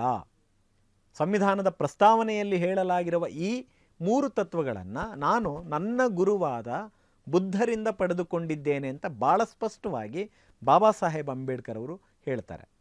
ಹಾಗೆ ಬುದ್ಧರು ಪ್ರತಿಪಾದಿಸಿದ ಸಾಮಾಜಿಕ ನ್ಯಾಯ ಇದೆಯಲ್ಲ, ಸೋಷಿಯಲ್ ಜಸ್ಟಿಸು, ಏನದು ರೋಹಿಣಿ ನದಿ ನೀರಿನ ಹಂಚಿಕೆ ವಿಚಾರದಲ್ಲಿ ನಡೆದಂತಹ ಒಂದು ಚರ್ಚೆ ಇದೆಯಲ್ಲ, ಅದನ್ನು ಇವರು ಆ ಸಾಮಾಜಿಕ ನ್ಯಾಯದ ಅಡಿಯಲ್ಲಿ ಗೌತಮ ಬುದ್ಧ ಶಾಕ್ಯ ಮತ್ತು ಕೊಲಿಯ ಕುಲಗಳ ನಡುವೆ ಆ ನೀರು ಸಾಮಾಜಿಕ ನ್ಯಾಯದ ಹಿನ್ನೆಲೆಯಲ್ಲಿ ಇಬ್ಬರಿಗೂ ಸಮಾನವಾಗಿ ಹಂಚಿಕೆ ಆಗಬೇಕು ಅನ್ನುವ ತತ್ವವನ್ನು ಏನು ಅವರು ಪ್ರತಿಪಾದಿಸಿದ್ರೋ ಆ ಹಿನ್ನೆಲೆಯಲ್ಲೇ ಬಾಬಾ ಸಾಹೇಬ್ ಅಂಬೇಡ್ಕರ್ ಸೋಷಿಯಲ್ ಜಸ್ಟಿಸ್, ಸಾಮಾಜಿಕ ನ್ಯಾಯ ಅನ್ನುವ ತತ್ವವನ್ನು ಸಂವಿಧಾನದಲ್ಲಿ ಮತ್ತು ಪ್ರಿಯಾಂಬಲಲ್ಲಿ ಭಾಳ ಸ್ಪಷ್ಟವಾಗಿ ಅಳವಡಿಸಿರುವಂಥದ್ದನ್ನು ನಾವು ಗಮನಿಸ್ತೀವಿ. ಇವೆಲ್ಲ ಬಾಬಾ ಸಾಹೇಬರು ಹೇಗೆ ಸಂವಿಧಾನದಲ್ಲಿ ಬುದ್ಧರ ತತ್ವಗಳನ್ನು ಅಳವಡಿಸಿದ್ದಾರೆ ಅನ್ನೋದಕ್ಕೆ ಉದಾಹರಣೆ.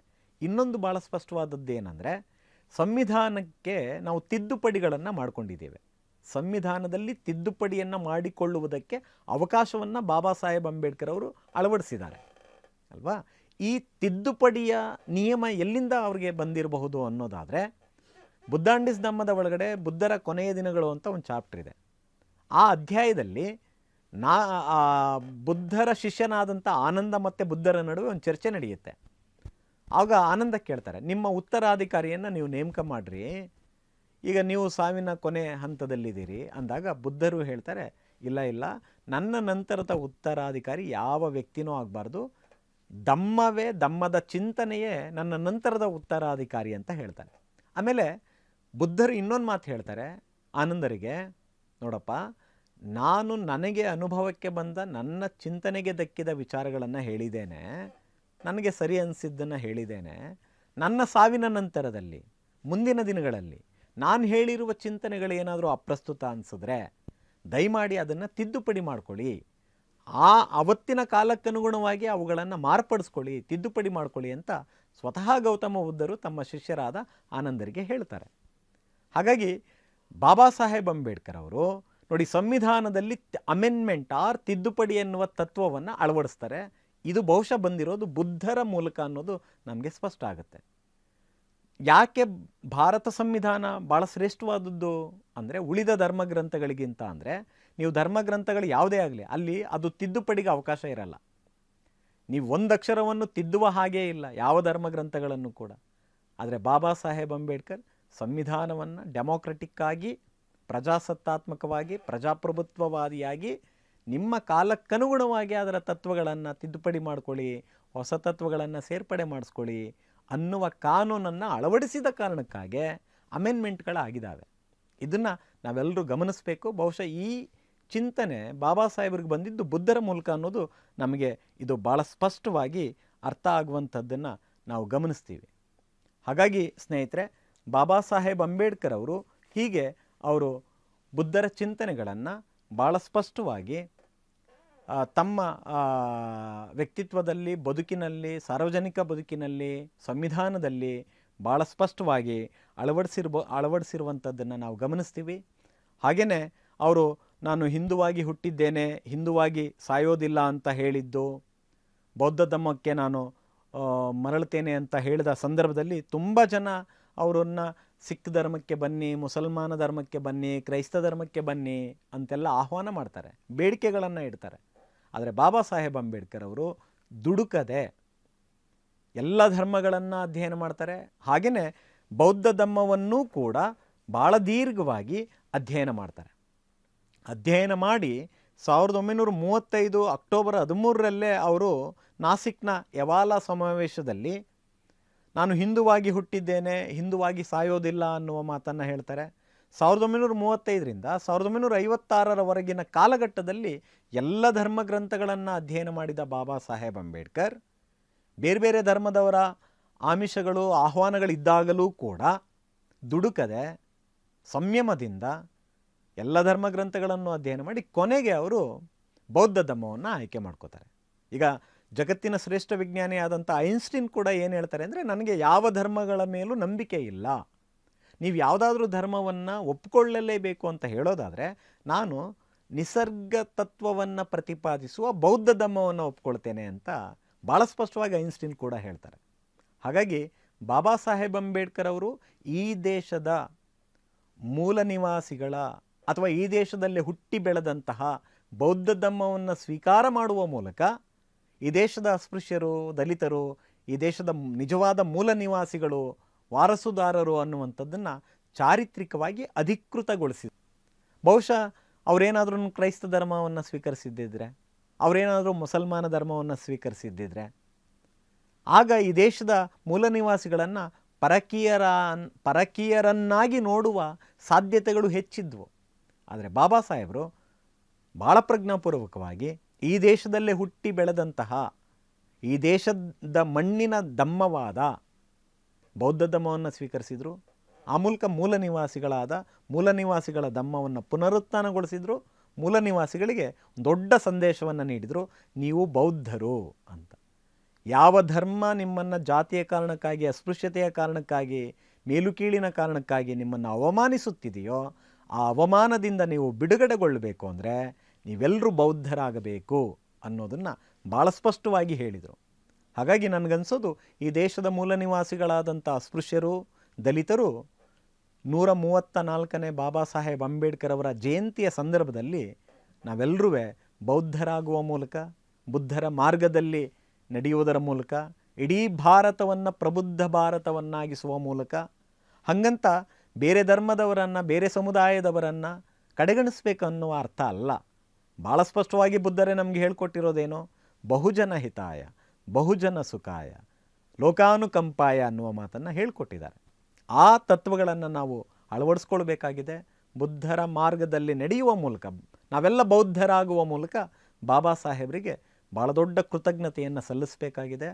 ಅವರು ನಮ್ಮ ಮೇಲೆ ಇಟ್ಟು ಹೋಗಿರುವ ಈ ಹೊಣೆಗಾರಿಕೆಯನ್ನು ನಾವೆಲ್ಲರೂ ನಿಭಾಯಿಸಬೇಕಾಗಿದೆ ಅಂತ ಹೇಳ್ತಾ, ಕೊನೆಯ ಮಾತು ಬುದ್ಧರಿಗೆ ಸಂಬಂಧಪಟ್ಟಂತಹ ಒಂದು ಝೆನ್ ಕತೆ ಹೇಳಿ ನನ್ನ ಮಾತು ಮುಗಿಸ್ತೇನೆ. ಅವ್ರು ಹೇಗೆ ಮೂರ್ತಿ ಪೂಜೆಯನ್ನು ನಿರಾಕರಿಸಿದರು, ಆರಾಧನೆಯನ್ನು ನಿರಾಕರಿಸಿದರು ಅಂತ. ವ್ಯಕ್ತಿ ಆರಾಧನೆಯು ಸರ್ವಾಧಿಕಾರಕ್ಕೆ ಎಣೆ ಮಾಡಿಕೊಡುತ್ತದೆ ಅನ್ನೋದನ್ನು ಭಾಳ ಸ್ಪಷ್ಟವಾಗಿ ಬಾಬಾ ಸಾಹೇಬರು ಕೂಡ ಹೇಳಿದರು. ಅದಕ್ಕೆ ಈ ಕಥೆ ಉದಾಹರಣೆ. ಗೌತಮ ಬುದ್ಧರು ವ್ಯಕ್ತಿ ಆರಾಧನೆ ಮತ್ತು ವ್ಯಕ್ತಿ ಪೂಜೆಯನ್ನು ನಿರಾಕರಿಸುತ್ತಾರೆ. ಇಬ್ಬರು ಬೌದ್ಧ ಬಿಕ್ಕುಗಳು, ಅವರು ಹಳ್ಳಿಗೆ ಹೋಗಿ ಬೌದ್ಧ ಧಮ್ಮವನ್ನು, ಚಿಂತನೆಯನ್ನು ಪ್ರಸಾರ ಮಾಡ್ತಾ ಇರ್ತಾರೆ. ಅವ್ರ ಕೈಯಲ್ಲಿ ಒಂದು ಬುದ್ಧರ ಮರದ ಪ್ರತಿಮೆ ಇರುತ್ತೆ. ಆ ಇಬ್ಬರು ಬೌದ್ಧ ಬಿಕ್ಕುಗಳಲ್ಲಿ ಒಬ್ಬ ಬೌದ್ಧ ಬಿಕ್ಕು ಮೂರ್ತಿ ಪೂಜೆಯಲ್ಲಿ ನಂಬಿಕೆ ಇದ್ದವರು, ಇನ್ನೊಬ್ಬ ಬೌದ್ಧ ಬಿಕ್ಕು ಮೂರ್ತಿ ಪೂಜೆಯಲ್ಲಿ ನಂಬಿಕೆ ಇಲ್ಲದವರು. ಮೂರ್ತಿ ಪೂಜೆಯಲ್ಲಿ ನಂಬಿಕೆ ಇಲ್ಲದ ಬಿಕ್ಕುವಿನ ಕೈಯಲ್ಲಿ ಬುದ್ಧರ ಮರದ ಪ್ರತಿಮೆ ಇರುತ್ತೆ. ಆ ಇಬ್ಬರು ಬಿಕ್ಕುಗಳು ಹಿಮಾಲಯದ ಪರ್ವತದ ತಪ್ಪಲಿನಲ್ಲಿ ನಡ್ಕೊಂಡು ಹೋಗ್ತಾ ಇರ್ತಾರೆ. ಹಿಮಪಾತವಾಗುತ್ತೆ, ಮೈರಕ್ತ ಹೆಪ್ಪುಗಟ್ಟುವಷ್ಟರ ಮಟ್ಟಿಗಿನ ಚಳಿ ಶುರುವಾಗುತ್ತೆ.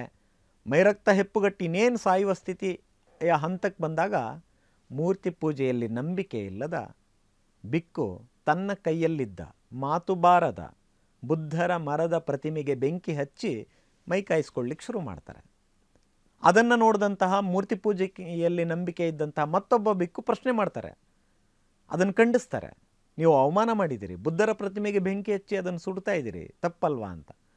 ಆಗ ಮಾತು ಬಾರದ ಬುದ್ಧರ ಮರದ ಪ್ರತಿಮೆಗೆ ಬೆಂಕಿ ಹಚ್ಚಿದ, ನಿಜವಾದ ಅರ್ಥದಲ್ಲಿ ಬುದ್ಧರ ಅನುಯಾಯಿಯಾದ, ಮೂರ್ತಿ ಪೂಜೆ ವ್ಯಕ್ತಿ ಆರಾಧನೆಯಲ್ಲಿ ನಂಬಿಕೆ ಇಲ್ಲದ ಆ ಬೌದ್ಧ ಬಿಕ್ಕು ಹೇಳ್ತಾರೆ, ಮಾತು ಬರುವ ನಾವಿಬ್ಬರು ಸತ್ತು, ಮಾತು ಬರದ ಈ ಬುದ್ಧರ ಮರದ ಪ್ರತಿಮೆ ಇದ್ದರೆ ಅದು ಇನ್ನೊಂದು ಹಳ್ಳಿಗೆ ಹೋಗಲ್ಲ, ಬುದ್ಧರ ಚಿಂತನೆಗಳನ್ನು ಹೇಳಲ್ಲ, ಬುದ್ಧರ ಚಿಂತನೆಗಳನ್ನು ಪ್ರಸಾರ ಮಾಡಲ್ಲ. ಹಾಗಾಗಿ ಅದು ಸುಟ್ಟು ನಾವು ಬದುಕಿದರೆ ಇನ್ನೊಂದು ಹಳ್ಳಿಗೆ ಹೋಗಿ ಬುದ್ಧರ ಚಿಂತನೆಗಳನ್ನು ಹೇಳ್ಬೋದು, ಇನ್ನೊಂದು ಬುದ್ಧರ ಪ್ರತಿಮೆಯನ್ನು ನಾವು ಸೃಷ್ಟಿ ಮಾಡ್ಕೊಳ್ಬೋದು ಅನ್ನುವ ಮಾತನ್ನು ಹೇಳಿ ಮೂರ್ತಿ ಪೂಜೆಯಲ್ಲಿ ನಂಬಿಕೆ ಇದ್ದ ಮತ್ತೊಬ್ಬ ಬಿಕ್ಕುವಿನ ಕಣ್ಣು ತೆರೆಸ್ತಾರೆ. ಇದು ಬುದ್ಧರ ಚಿಂತನೆ.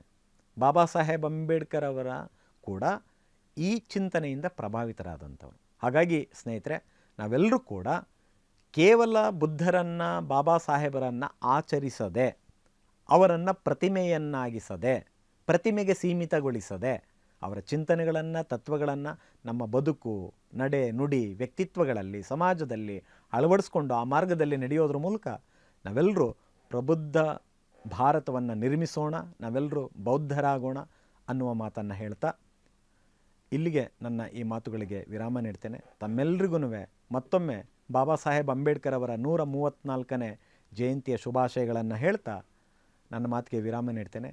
ಜೈ ಭೀಮ್, ಜೈ ಭಾರತ್.